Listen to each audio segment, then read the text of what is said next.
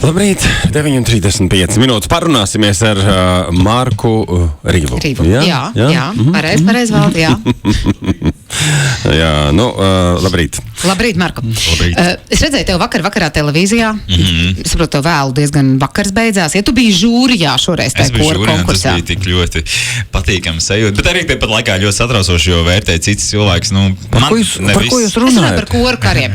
Jo es vienkārši paskatījos, Markum jauna dziesma ir kopā ar koru, jo pagājuši, kad tu biji šovu uzvarētājs, un es saprotu, ka jums nav miera, tu joprojām turpini koncertēt ar savu talsu balto kori. Mums nav miera, tāpēc, ka viss tas gads izvērtās tik ļoti gaišs un balts, un gan ar šo te uzvaru koru karos, gan arī, visi man mīļie 16. Mēs visi esam vēl pilnā sastāvā, neviens nav aizgājis prom, sveiciens viņiem visiem,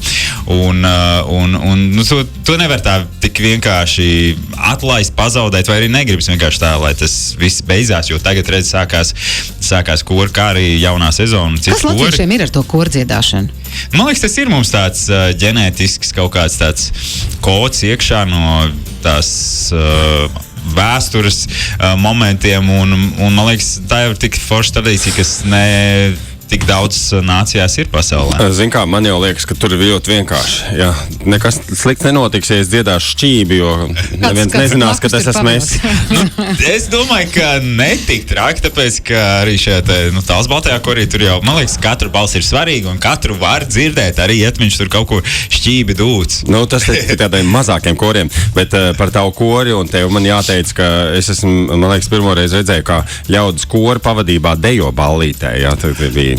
Vai ne? Starp citu, mums ir dažāda tā programma, protams, arī korkaros visvairāk tās cilvēkiem atmiņā iespiedās Nārnijas priekšnesums, un tam bija arī liels pieprasījums, bet man prieks, ka mūsu koncertos, kad tu redzi, ka cilvēks laukās ar pie tādām skumīgām dziesmām vai dvēseliskām, mums tas emociju spektrs arī koncertos vienmēr ir ļoti, ļoti dažāds, latvisks, patriotisks, sirsnīgs, un tas arī ir tas mūsu formāts, un tas arī ir tas, ko es gribēju ielikt arī šajā jaunajā dziesmā par to, ka pasaulē, tā ziņu lenti jūs redzat, cik tur dramatiski viss notiek, un ar vien dramatiskāku un dramatiskāku mēs kaut kā nogurstam, bet mūzika un dziesmas, kuras arī skan radios konto, ir tas veids, kā cilvēks kaut kā iegaišināt, un ka tā cerība tur kaut kur, ka viss būs labi.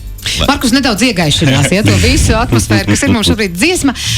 Kā būtu pirmatskaņojums radios konto ēterā, bet tu nemūc prom, mums tev vēl jāpajautā par Eirovīziju, protams. Sarunāšu. Tad pagriez skaļāk un aiziet. 9:38 minūtes šodien pirmdien, 9. martā Evaldam vārdiena. Bet mums pirmatskaņojums.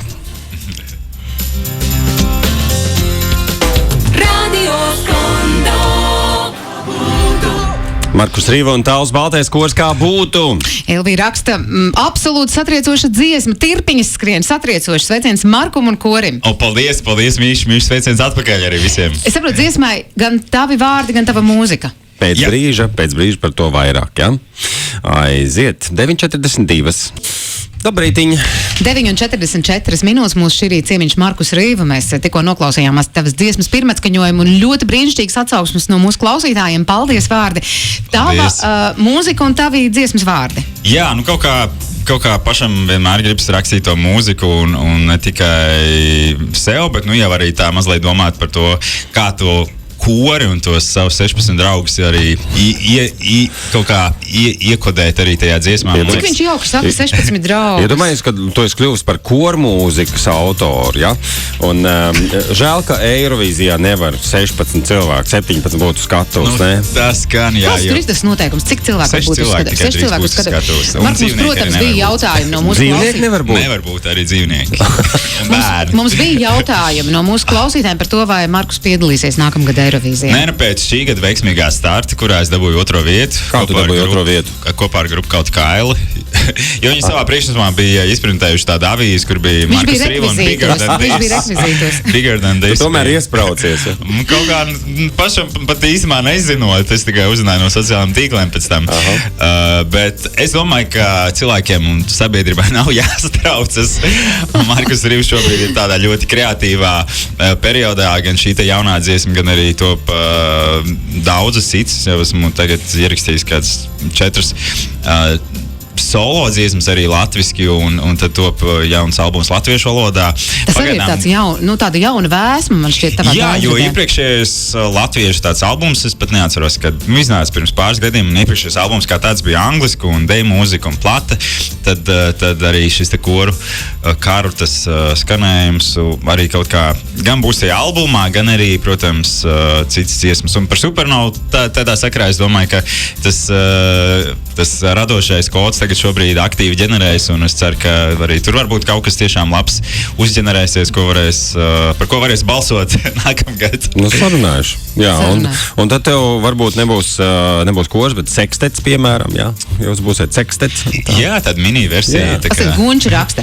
Šķiet, ka šī dziesma aizies kā Dona tuvums. Un tas ir ļoti liels kompliments no mūsu klausītājiem. Jā. Lai Dievs dod, lai Dievs dod. 9:47 minūtes. Paldies tev, Marko. Paldies jums, lai visiem forši. Markus Rīva.